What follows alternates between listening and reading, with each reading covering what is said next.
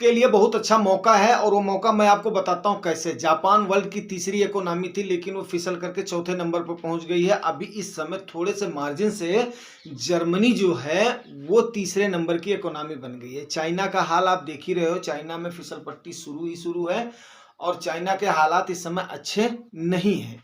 एशियाई बाजारों के मूड और माहौल में अगर देखा जाए तो भारत के ही हालात ठीक चल रहे थे, लेकिन आज के समय पर क्या है कि भारत का आपको बार बार बताया जा रहा है कि भारत की मार्केट ओवर वैल्यूड तो है ही है, इसमें कोई संदेह नहीं है। लेकिन जनवरी से लेकर के आज फरवरी 15 हो गया, इस समय तक मार्केट ने कुछ भी ऐसा नहीं किया है जो कि तारीफ के काबिल हो। हमेशा ये टाइम के करेक्शन के मूड में ही दिख रही है। अब उसके बाद में प्राइस करेक्शन कब शुरू हो जाए कहा नहीं जा सकता है, इसलिए आपने बिल्कुल तैयार रहना है और इस समय अपनी एसआईपी को बिल्कुल भी नहीं रोकना है। जो आदमी फ्रेश एसआईपी लेना चाहता है वो ले सकते हैं, कोई इसमें दो राय नहीं। एसआईपी का तो कोई डेट नहीं होता है, आपको बताया गया है। अमेरिकन मार्केट कल के डेट में बिल्कुल ठीक ठाक खुली थी, आज सवेरे मूड माहौल ठीक ठाक था, उसके बाद में खींचतान बुल्स और बियर्स के बीच में जबरदस्त खींचतान चल रही है, ये आप भी जान रहे हो। अभी इसमें से देखते हैं कि बाजी कौन मार करके ले जाता है, पहला। दूसरा सबसे बड़ी बात मैं आपको बताऊं कि इस समय बीटीसी जो है ना, जो कि एक एसेट माना जाता है, डिजिटल करेंसी मानी जाती है, वो भी एक तीसरा एसेट हो गया है आज के टाइम पर, जो कि नॉन रेगुलेटेड करेंसी है। और ये आप भी जानते हो इस समय 52,000 52,500 के आसपास आज के टाइम पर रिस्पेक्ट करके तब बीटीसी डाउन हुई है। मतलब ये है कि बाकी जगह से पैसा निकल करके इस समय क्रिप्टो मार्केट में भी जा रहा है, तो इस सिनेरियो से भी इनकार नहीं किया जा सकता है।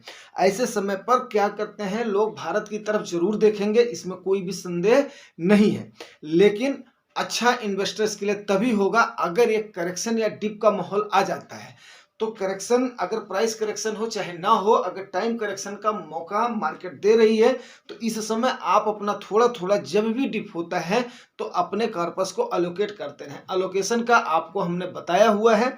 अगर आप डायरेक्ट एंट्री कर रहे हैं तो बहुत अच्छी बात है, नहीं तो किसी ऐप से कर रहे हैं तो भी आप अपनी साइट को खोलिए, ऑनलाइन नेट बैंकिंग से जरूर, ज्यादा नहीं तो 1,500 रुपया ही आप अपना, जब भी आपको थोड़ा सा भी आपके ये नेबी में अगर डाउन दिखता है तो आपको एलोकेट करते जाना है इस समय। क्योंकि अभी जैसे मान लिया फरवरी में अगर ये नहीं अप हुई तो 2 महीने समझिए मार्केट ने आपको करेक्शन दे दिया है, ठीक है ना, टाइम करेक्शन आपको दे दिया है।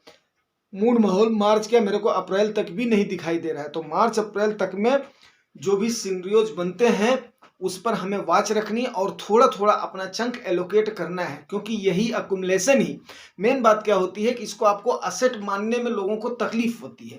यही बात मैं समझाता हूं आपको कि इसको आपको असेट मानना चाहिए, किसको, जो आपने एनएबी को अकुमुलेट किया हुआ है। बट लोग शेयर्स को ही या सोने को ही या चांदी को ही या प्रॉपर्टी को ही असेट मानते हैं। अगर उसका पैसा डाउन दिखता है तो वो सोचते हैं कि हाँ इसमें बाइंग अपॉर्चुनिटी आ गई है।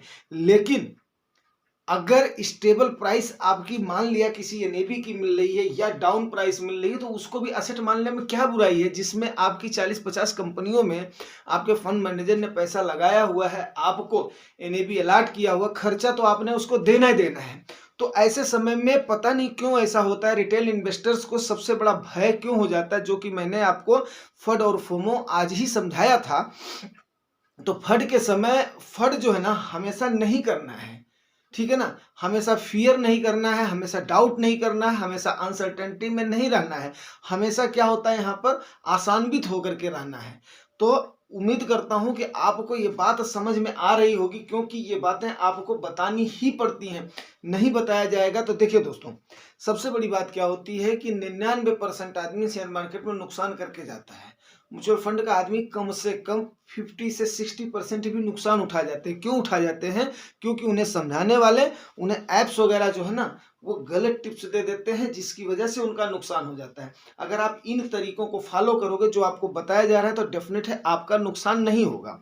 3 साल से 5 साल के बीच में अगर आप ऐसे माहौल का फायदा उठा लेते हो तो आपको आपके नुकसान के चांसेस बहुत कम रह जाते हैं। अब 3 साल तो आपको ये मौका मिलेगा नहीं, लेकिन जैसे 2022 पूरा साल, 2022 आप मानेंगे पूरा का पूरा साल जो है ना वो क्या रहा है, फ्लैट मोड में रहा है। 2020 में आपका कोरोना आया था, आपको पता ही है। अब 2024 का जो साल है वो अपना सम संख्या है। देखिए 2008 को ले लीजिए, 2002 को ले लीजिए, 1998 को लीजिए, 1992 को ले लीजिए, तो कई सारे आपको सिनेरियोज में बताऊंगा कि जिसमें कि आपका करेक्शन आया ही आया है। तो अभी 2023 में काफ़ी सारा रिटर्न, आपके 2020 के बाद में काफ़ी सारा रिटर्न 2020 का तो करेक्शन आया था, 2021 में और 2023 में काफ़ी सारा रिटर्न आपको मिल गया है। तो 2024 में मार्केट पक्का थमने का चांस लेगी, खास करके जब तक इलेक्शन है तब तक ज़्यादा कुछ नहीं, तो आपको टाइम करेक्शन पक्का मिलेगा। मेरी बात को अगर आपको समझ में आ रही है तो समझने की कोशिश करो। जो आपका जल्दीबाजी में नहीं करना है, बट पार्ट पार्ट में मैंने आपको क्या बताया हुआ, अगर आपका जो भी 2-4 हज़ार रुपया आपको लमसम करना है, आपने 50,000 मान लिया साल का, एक एग्जाम्पल बता रहा हूँ, साल का आपने प्लान कर लिया है, तो आपने क्या करना है, उसको पर मंथ में डिवाइड करके और उसके बाद में देना ही देना है। ठीक है, पैसा आपने अपना बाकी कहाँ पार करके रखना है वो आपको मैं अगले वीडियो में बताऊंगा, कि ताकि वहां पर आपको फिक्स्ड का इंटरेस्ट भी मिलता रहे और उसके बाद में आपका पैसा निकालने में लिक्विडिटी की भी आपको दिक्कत ना है। क्योंकि आप टाइम से अगर टीडी भी कर देते हो, टर्म डिपॉजिट भी कर देते हो, तो भी आपका नुकसान होता है, बाकी चीजें आप कर देते हो तो वहां पर भी आपका नुकसान होता है। तो आपको मैं बताऊंगा कि आप कैसे कम से कम समय में अगले वीडियो में, ताकि आप वहां से निकाल करके अपना पार्क भी करते रहेंगे तो कोई आपको दिक्कत नहीं आएगी। उम्मीद करता हूँ दोस्तों जानकारी आपको ठीक लगती है तो यार आपको पता है क्या करना है। Thank you.